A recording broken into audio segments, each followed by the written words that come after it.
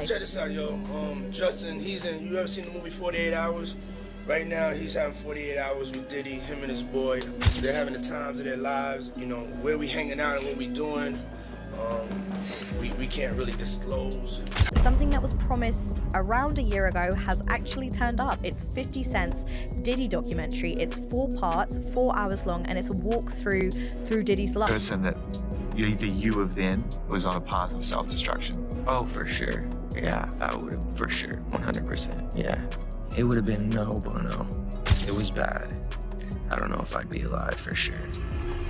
It was dark. 50 Cent just detonated the internet with one of the most talked about documentaries of 2025, Diddy. The Making of a Bad Boy landed on Netflix in early December and instantly had people glued to their screens. The footage hit hard, the claims felt heavy, and with Diddy sitting in a Brooklyn jail cell waiting on trial, the timing felt almost unreal. But here's where things get wild. Netflix didn't show everything. Some stories were way too messy, some witnesses were labeled too risky, and certain allegations didn't even surface until the moment the documentary went live. There were names, moments, and questions that stayed buried, and one missing piece had people asking, why wasn't this included? Cent has been working on this documentary for almost 2 years. So today, we're breaking down the scenes that never made it on screen because they raised questions Netflix clearly didn't want to touch. Let's rewind and set the stage. March 9th, 1997, Los Angeles. Biggie Smalls had already climbed from Brooklyn hustler to full-blown rap royalty. But the city he stepped into was on edge. Tupac had been murdered just 6 months earlier, and the tension in LA was thick. Rumors were flying. Threats lingered in the background, and everyone in hip-hop knew the streets weren't safe. Biggie was in town pushing Life After Death, his second album. He had interviews lined up, industry appearances, and parties back-to-back. Footage he has is insane. The people he got speaking about Diddy is ridiculous. Everything was moving fast, and that night, despite all the warning signs, he showed up to a Vibe magazine party at the Peterson Automotive Museum. Some said it was business, others said pride, but either way, he pulled up. Then tragedy struck. On the way back to his hotel, Biggie's SUV was ambushed at the corner of Wilshire and South Fairfax. 4 shots rang out. One was fatal. Biggie was gone before the city could even process what had happened. Another legend lost, another chapter of the East Coast versus West Coast feud written in blood. But here's the part Netflix didn't show. That same night, while headlines focused on Biggie's death, Mace was stuck in a hotel surrounded by nearly 70 Bloods. No exaggeration. He was trapped and couldn't move. Word on the street was that he might have been a secondary target. Why? Because Mace allegedly had receipts, information about the inner workings of Bad Boy that some people never wanted exposed. He couldn't just walk out. He couldn't safely reach out for help. And shockingly, nobody from the crew came looking for him. It was survival mode. Every man for himself. Eventually, former Bad Boy security guard Gene Deal had to push through the chaos and get Mace out safely. That night hit Mace hard. Loyalty, he learned, could vanish in seconds. The people he trusted were gone, and that moment stayed with him forever. Did they talk about the man who nutted on his nipples? I didn't hear the nut on the nipples. 50 was not about to put that did not talk about the nut on nipples, but they do have jurors in there that He talk should have about... put that after the sanitizer part. Years later, Mace finally spoke on that night in LA.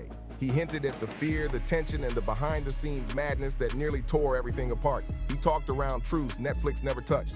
Stories about power, silence, and loyalty inside the Bad Boy empire that could have flipped the entire documentary on its head. And if that wasn't heavy enough, the next story Netflix avoided dropped just one day after the documentary went live and shook the hip-hop world in a way nobody expected. Early this morning in Los Angeles, the 24-year-old rapper whose real name is Christopher Wallace lived in Raleigh in the 1980s. FBI agents are looking for a man they say could... Both communities are mourning the death of the rapper known as Notorious B.I.G. On December 8th, 2024, a lawsuit surfaced that could have completely reframed everything 50 Cent had just released. I actually was trapped in a hotel. It was about probably like 70 or so Bloods in the hallway. I couldn't even leave my room. A woman, identified only as Jane Doe, amended an existing civil case involving Diddy and added another major name, Sean Jay-Z Carter.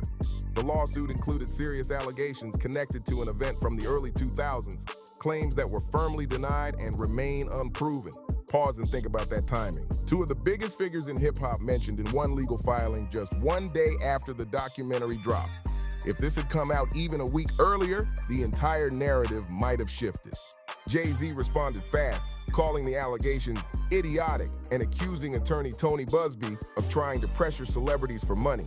He made it clear he believed the claims were nothing but theatrics. Meanwhile, Diddy has often called Jay-Z his brother, signaling a long-standing bond built on respect, business, and shared history. Two giants of the culture, tied together by influence, legacy, and decades in the game. But the point here isn't guilt or innocence. It's that this story was massive, explosive, and completely missing from the final cut. Netflix played it safe, and that's where things start getting really interesting. Busby, the attorney behind this case, is no stranger to high-profile legal battles tied to Diddy. He's built a reputation for filing headline-grabbing lawsuits, and controversy seems to follow his every move. So when Jay-Z's name suddenly appeared in the amended filing, many people didn't see it as random at all. It felt calculated, like a strategic escalation the documentary never prepared for. That's the key detail. The very next day after Netflix went live, the entire narrative shifted overnight. Anyone watching the documentary had no clue what was coming next, and suddenly the story felt incomplete. This is the kind of moment that makes people pause and ask a serious question. How much of the real drama, the messy, uncomfortable, behind-the-scenes truth actually makes it onto a streaming platform? And just like that, Netflix's version of Diddy's empire was missing one of its most explosive chapters. The situation involving Jay-Z, Diddy, and Jane Doe changed the conversation instantly. But viewers never saw it coming. That's the pattern with this documentary. Some stories were simply too risky, too sensitive, or too chaotic to air. And one of the biggest missing pieces was Kim Porter. Her story didn't make the cut either, even though it runs straight through the heart of the bad boy universe. Early that morning, when Puff had got on a plane and left Mace, we went and got him and let him meet some dudes from Black Hands. We went and got Mace. Mace came down, went to his car, and he got... Kim Porter wasn't just Diddy's former partner. She was the mother of his children, a major presence in his life for decades, and someone who saw the empire without the polished filters. Her absence from the documentary raised eyebrows, especially considering the circumstances surrounding her passing. Kim died unexpectedly on November 15, 2018. The official cause was pneumonia, but her final days raised serious questions for those who followed closely. Calling the allegations frivolous, fictitious, and appalling. Just weeks before her death, she attended a Hollywood premiere alongside Diddy. It was a Netflix event for the holiday calendar starring her son, Quincy Brown. Reports later said Kim wasn't feeling well at all. She allegedly had flu-like symptoms and a high fever, yet still showed up. Some claimed appearances mattered more than rest. Cameras were rolling, lights were flashing, and the image was picture perfect. Quincy front and center, the twins beside him, Diddy leading the moment, and Kim standing there with what many described as a forced smile. Her health, however, was clearly compromised. There was more happening beneath the surface. Kim was reportedly thinking about writing a book, a tell-all about her life in the music world and the people around her. Friends suggested it would focus on parenting and raising grounded kids in Hollywood. What's that? That's Mauve King? Niggas feeling marvelous.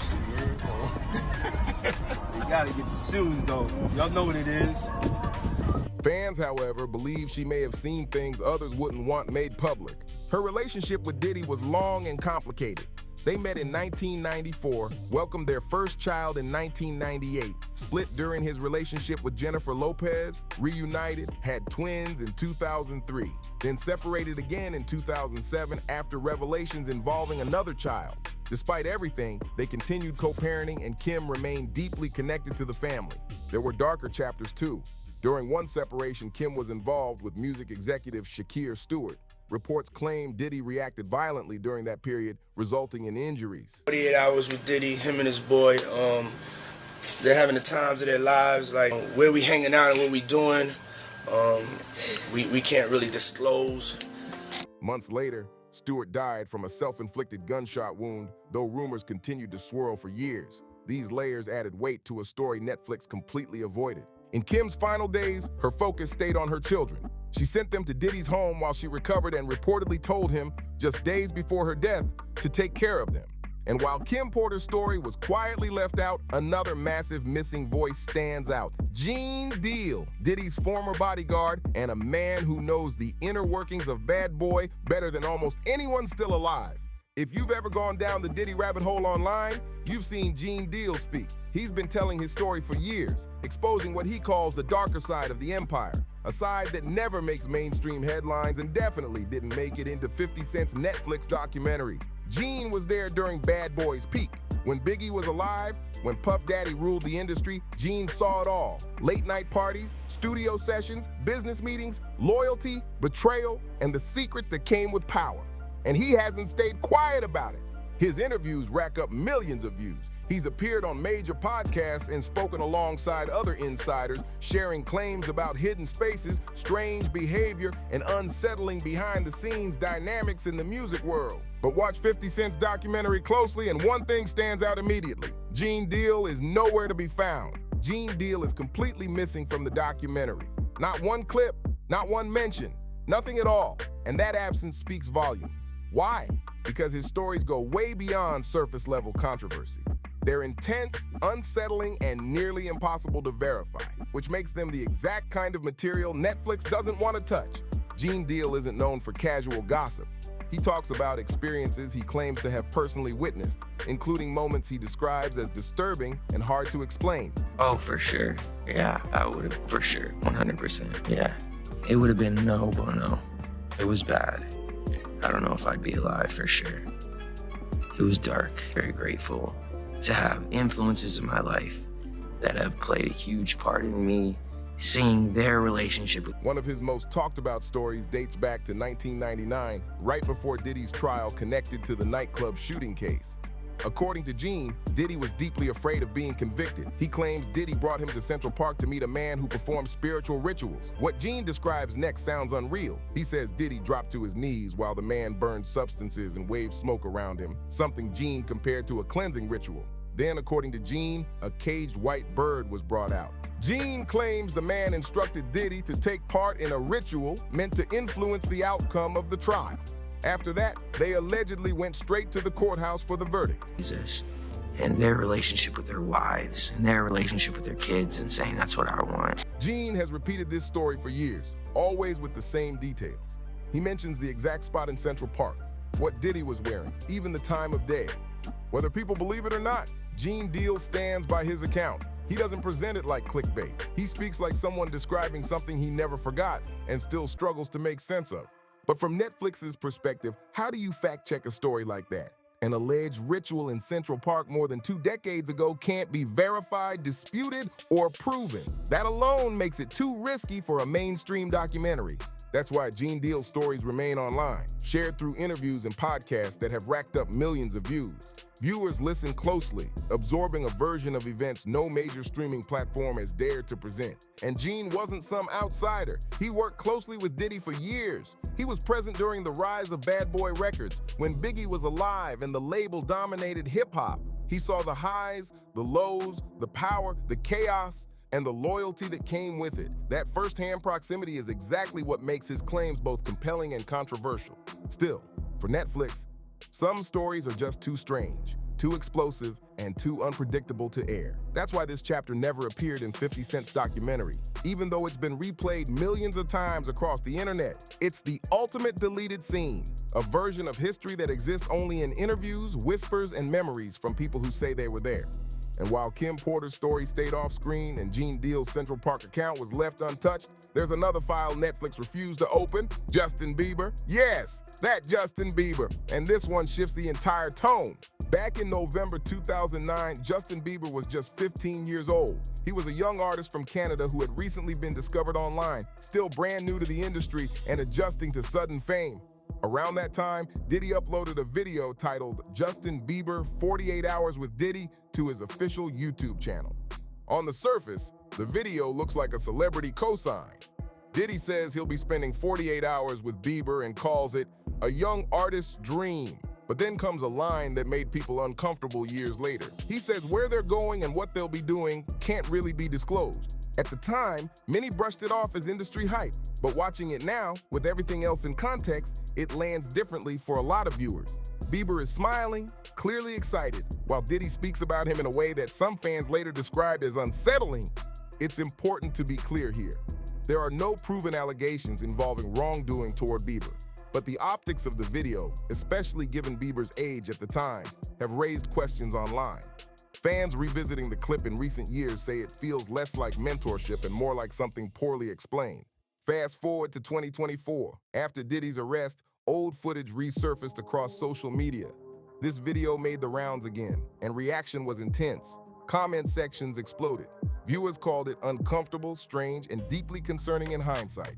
Some even said watching it now feels unsettling rather than fun.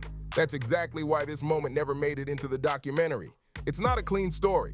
It's not easily explained, and it opens doors Netflix clearly didn't want to walk through. Then in May 2025, Justin Bieber finally addressed the situation publicly. Through his representative, a statement was released, making something very clear. Justin said he is not among Sean Combs' victims, but the statement didn't stop there. It also acknowledged that other individuals were genuinely harmed, and that wording matters. Bieber is saying he personally wasn't a victim, while also confirming that harm happened to others. That careful balance raised more questions than answers. What really went down during those 48 hours? Why did Diddy say their activities couldn't be disclosed? And why did a video from 2009 feel uncomfortable enough that it needed clarification years later? Netflix avoided this entirely. Maybe because Bieber denied being a victim, maybe because speculation opens legal risks. But here's the reality. That old YouTube clip is now some of the most watched Diddy-related content online, and yet it's nowhere in 50 Cent's documentary. Now let's talk about Usher, because what he experienced with Diddy is one of the most troubling stories that Netflix barely acknowledged. Back in the early 1990s, Usher was just 13 years old. His family sent him to live with Diddy for an entire year in what was known as Puffy Flavor Camp. The idea sounded simple: mentorship, guidance, and a path to stardom. But the reality was far more complicated. Think about it. A 13-year-old living full-time in an adult environment surrounded by non-stop parties, industry pressure, and a lifestyle many grown people couldn't handle. This wasn't a typical training program. Usher himself later described that year as wild and crazy, saying he was exposed to things no child should ever see. By the time he was 15, he said he was constantly around adult situations that went far beyond music or mentorship. And this wasn't occasional exposure, it was daily life for an entire year. Despite all that, Usher survived it. He built an iconic career, won Grammys, and became one of the biggest R&B artists of all time. But one moment says everything. When Howard Stern asked Usher if he would ever send his own kids to Puffy Flavor Camp, Usher didn't hesitate. His answer was a hard no. That says it all. After Diddy's 2024 arrest, fans noticed something else. Usher's social media presence changed dramatically. His Twitter account appeared wiped clean. Every post gone. People immediately started speculating. Was he distancing himself, avoiding questions, or just exhausted from being pulled back into conversations he's moved past? Once again, Netflix barely touched it. Maybe a quick clip, a passing mention, but nothing that seriously explored what that year actually meant. And when you line up Usher, Justin Bieber, and other young stars who crossed paths with Diddy early in their careers, a pattern begins to emerge. Not accusations, not conclusions, but a repeated theme of young talent being placed into adult environments far too early. That pattern never made it into the documentary. Then there's one of the strangest stories of all, the situation involving a young girl named Ava Baron. In 2020, a video surfaced online showing Diddy with Ava. In the clip, she calls him Papa Combs. He kisses her on the cheek and tells the camera that he adopted her. He even compares himself to celebrities known for adopting children. Naturally, people took it seriously. The video spread fast. Viewers believed it was a real adoption announcement. But soon questions started popping up. Where was the paperwork? Why were there no public records? And why did Ava never appear again in later family photos or events? Then in September 2024, TMZ reported that Diddy had not legally adopted Ava Baron. According to that report, people close to the situation described the video as a skit. Ava was said to be a close friend of Diddy's twin daughters, and the moment was presented as playful, not official. Since then, Ava has stayed completely out of the public eye. There have been no statements from her or her family, and she hasn't appeared in any recent footage. Most likely, she's living privately, away from the spotlight. Still, the questions remain. Why frame the video as an adoption if no adoption took place? Why share it publicly at all? And what was the intention behind presenting it that way? Netflix didn't address this either. Maybe because no legal adoption occurred. Maybe because the situation was too unclear or easily misinterpreted. But once again, it's another major moment left on the cutting room floor. All of these stories, some confirmed, some disputed, and many still unanswered, show just how much exists beyond the edges of the documentary. The full picture is far more complex than what made it to Netflix. If you found this breakdown eye-opening, make sure to like this video, comment your thoughts below, and share it with someone who needs to see it. And don't forget to subscribe so you don't miss what's coming next. We'll see you on the next one.